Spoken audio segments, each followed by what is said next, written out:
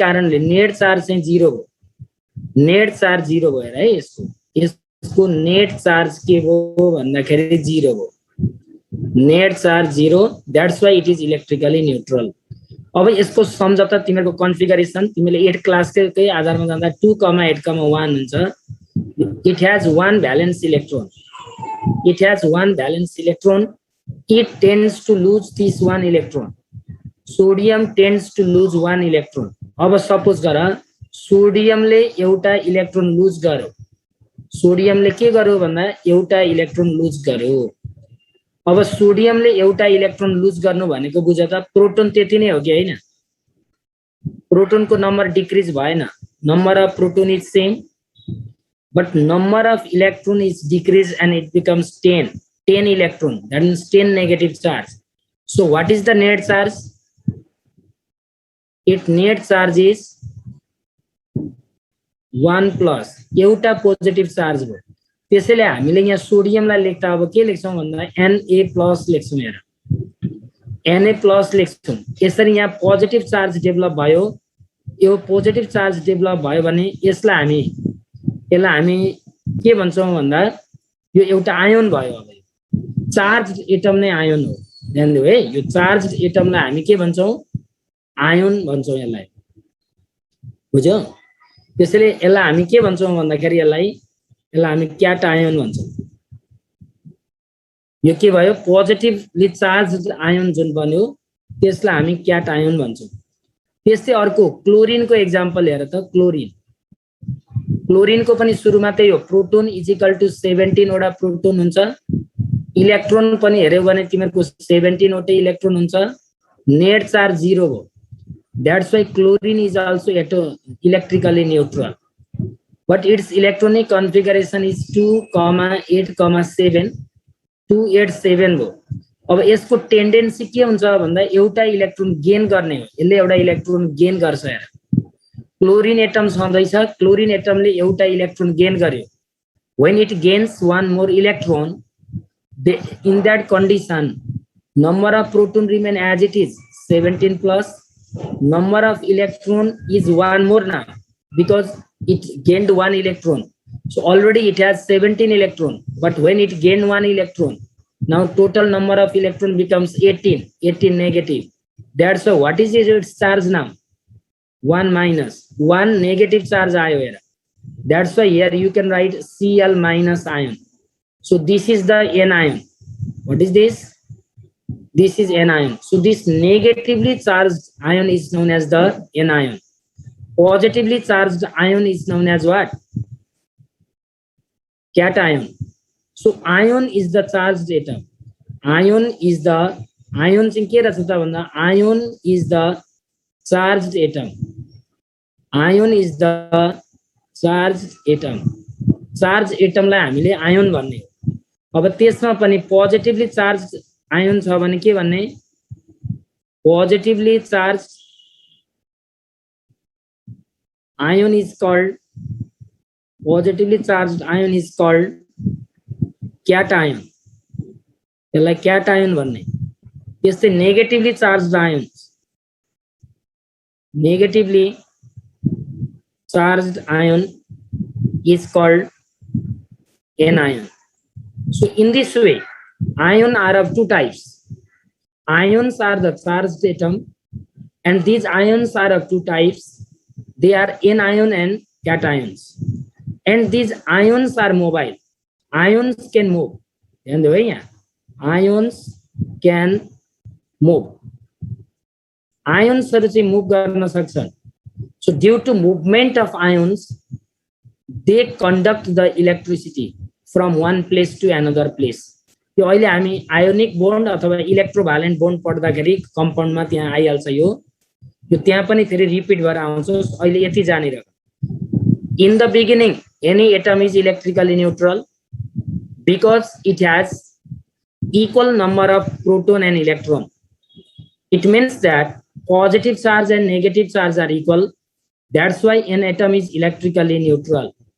but when an atom loses electron it acquires the positive charge, okay, and when an atom gains electron it acquires the negative charge. So these charged atoms are known as the ions. Okay, charged atoms are known as the ions, and these ions are categorized into two groups. They are positively charged ions and negatively charged ions, and these ions themselves are mobile. Mobile means they can move from one place to another place. That's why ions conduct the electricity from one place to another place. So in this way, you have to remind the ions. Ions are the charged atoms. अब त्यो electron loose गर्ने र gain गर्ने आधारमा त्यसको आयन्सको charge हुन्छ. त्यो charge एउटा इलेक्ट्रोन लुज गर्यो एउटा प्लस, दुईटा लुज गर्यो दुईटा प्लस, तीनटा लुज गर्यो तीनटा प्लस, चारवटा लुज गर्ने केस हुँदैन. तीनटा सम्म लुज गर्न सक्छ, त्यसैले ट्रिपल प्लस सम्म हुने हो. त्यस्तै कुनै एटम्सले इलेक्ट्रोन गेन गर्नु पर्यो भने एउटा गेन गर्यो 1 माइनस, दुईटा इलेक्ट्रोन गेन गर्यो डबल माइनस, तीनटा इलेक्ट्रोन गेन गरेको छ भने ट्रिपल माइनस. बुझ्यो नि? त्यसरी सम्म तिमीहरूले यो राख्न सक्छौ. यो कुरा भयो आयन्सको कुरा गर्दाखेरि, यति कुरा बुझ्यौ.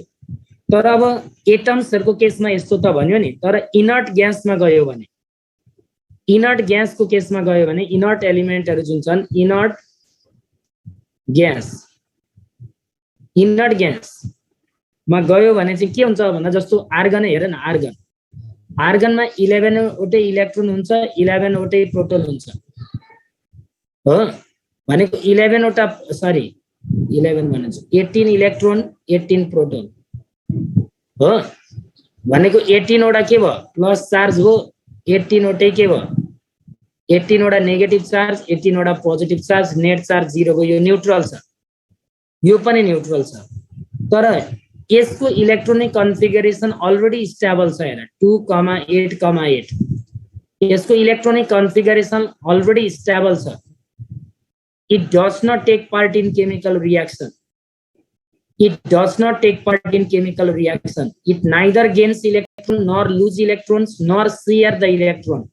So it does not take part in chemical reaction. That's why it does not acquire any charge. यसमा कुनै पनि चार्जहरु एक्वायर हुँदैन. भनेको यसमा चाहिँ चार्ज आउँदैन. इनर्ट ग्यासको केसमा चाहिँ कुनै पनि चार्ज अथवा कुनै पनि आयन डेभलप हुँदैन. जस्तो अघि मैले के भने, सोडियममा पोजिटिभ चार्ज आयो, क्लोरिनमा नेगेटिभ चार्ज आयो, आर्गनमा कुनै पनि चार्ज डेभलप हुँदैन. Because it has already the stable electronic configuration. It neither gains electron nor lose electron. It means that argon does not take part in chemical reaction. अब यो argon जस्तै एलिमेन्टहरु के हुन सक्छन् भन्दा हिलियम हुन्छ, नियन हुन्छ, हिलियम, नियन, आर्गन, क्रिप्टन. के भनेको क्रिप्टन है यो, सरी केआर, हेलियम, नियन, आर्गन, क्रिप्टन. जेनन भन्छ यो, एक्सई भनेको जेनन, अनि राडन भन्छ. ल, helium, neon, argon, krypton, xenon, radon, they are known as the inert gases. They are known as the inert gases because they have stable electronic configuration. They neither lose electron nor gain electron or share electron. So they do not take part in chemical reaction. यिनीहरु कुनै chemical reaction मा पनि participate हुँदैनन्. That's why they are known as the inert gas. त्यसैले यिनीहरुलाई inert gas भन्छन्.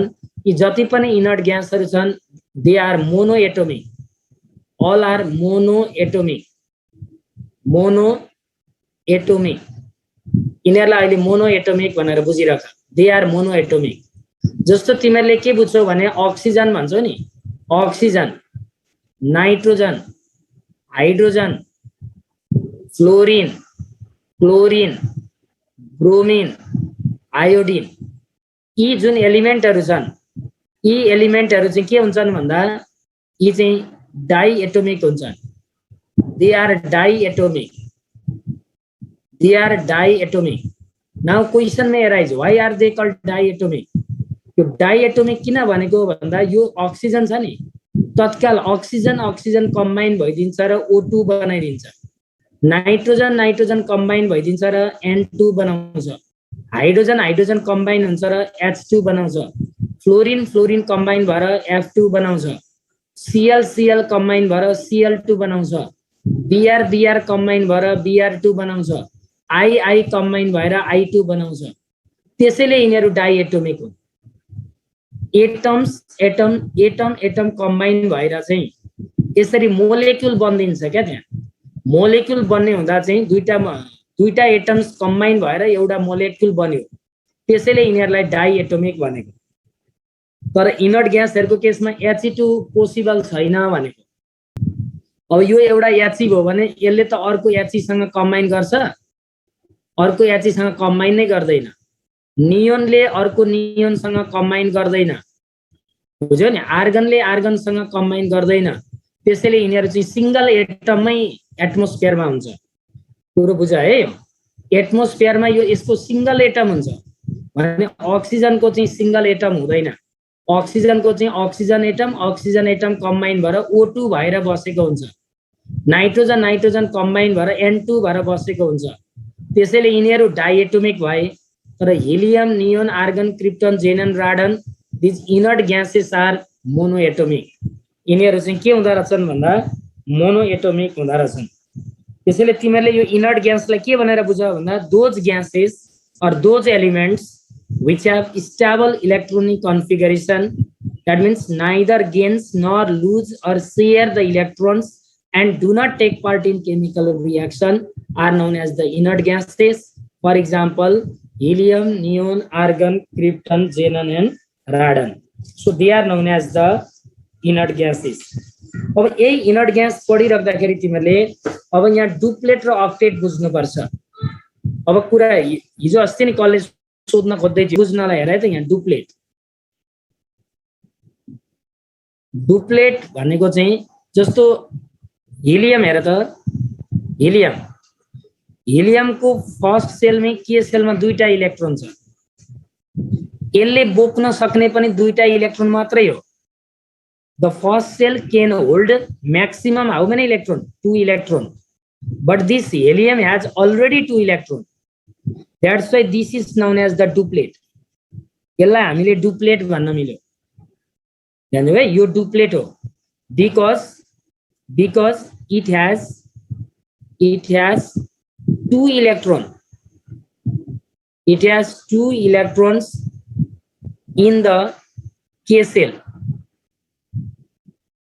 हेर, के सेलमा दुईटा इलेक्ट्रोन, फेरि तिमीले भन्नुला अरु पनि के सेलमा त दुईटा हुन सक्छ नि। जस्तो क्याल्सियम हेर, क्याल्सियममा तिमीहरू 2,8,8,2 लेख्थ्यौ 8 क्लासको अनुसार नै पनि। अब यहाँ पनि त के सेलमा त यो के सेल, यो एल सेल, यो एम सेल, यो एन सेल, यहाँ पनि दुईटा इलेक्ट्रोन छ, तर यसलाई डुप्लेट भन्न पाइएन। किन? यो नै लास्ट सेल होइन। यसमा चाहिँ के सेल नै के हो त भन्दा भ्यालेन्स सेल पनि यही हो, बुझ्यो नि। फर्स्ट सेल पनि हुनु पर्यो, भ्यालेन्स सेल पनि हुनु पर्यो। फर्स्ट सेल नै भ्यालेन्स सेल हो र त्यसमा दुईवटा इलेक्ट्रोन छ भने त्यसलाई हामी डुप्लेट भन्दछौँ। So duplet is an atom that contains the 2 electrons in the first cell or K cell. तो फर्स्ट सेल अथवा के सेलमा दुईटा इलेक्ट्रोन मात्रै छ तर बाँकी अरु सेल इम्टी छ भने त्यसलाई हामी डुप्लेट भन्दछौँ। यो डुप्लेट भयो, याद राख है त, यो डुप्लेट। त्यसै अर्कोमा एउटा तिमीहरूलाई भन्छु, लिथियम हेर त। लिथियमको केसमा के हुन्छ भनेदेखि 2,1 हुन्छ, जम्मा इलेक्ट्रोन 3 हो। लिथियमको इलेक्ट्रोनिक कन्फिगरेसन 2,1 हुन्छ। अब यो डुप्लेट होइन, है, लिथियम डुप्लेट होइन। तर के बुझ भने अब लिथियमले एउटा इलेक्ट्रोन लुज गर्यो ल, लिथियमले एउटा इलेक्ट्रोन लुज गर्यो भने अब के हुन्छ भन त, Li मा एउटा प्लस चार्ज आयो, लिथियममा एउटा प्लस चार्ज आयो। अब यसको इलेक्ट्रोनिक कन्फिगरेसन पनि अब 2 मात्रै भयो र त। अब फर्स्ट सेल हो, त्यसमा पनि दुईटा इलेक्ट्रोन छ हैन भने अब यो Li प्लसलाई चाहिँ हामीले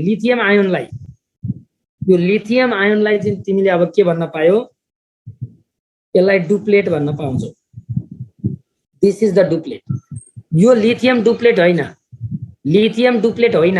तर लिथियमले एउटा इलेक्ट्रोन लुज गरिदियो भने Li प्लस हो, Li प्लस मा चाहिँ यो दुईटा इलेक्ट्रोन मात्रै हुन्छ, त्यसैले यो के रहेछ भन्दा डुप्लेट हो।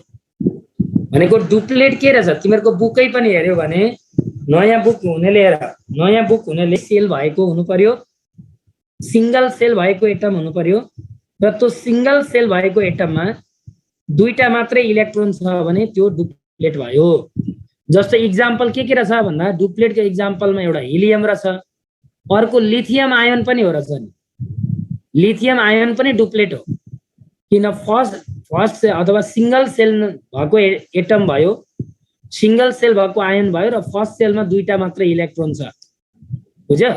त्यसैले डुप्लेटको इक्जाम्पल तिमीले दिनु पर्यो भने, तिमीले डुप्लेटको इक्जाम्पल दिनु पर्यो भने एउटा लिथियम आयन भन्ने, एउटा हिलियम भन्ने, बुझ्यो।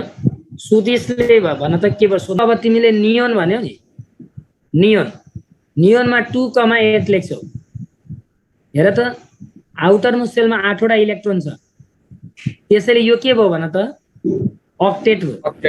त्यस्तै आर्गन भयो भने आर्गनमा 2,8,8 भयो, यहाँ हेर त कतिवटा छ। त्यसैले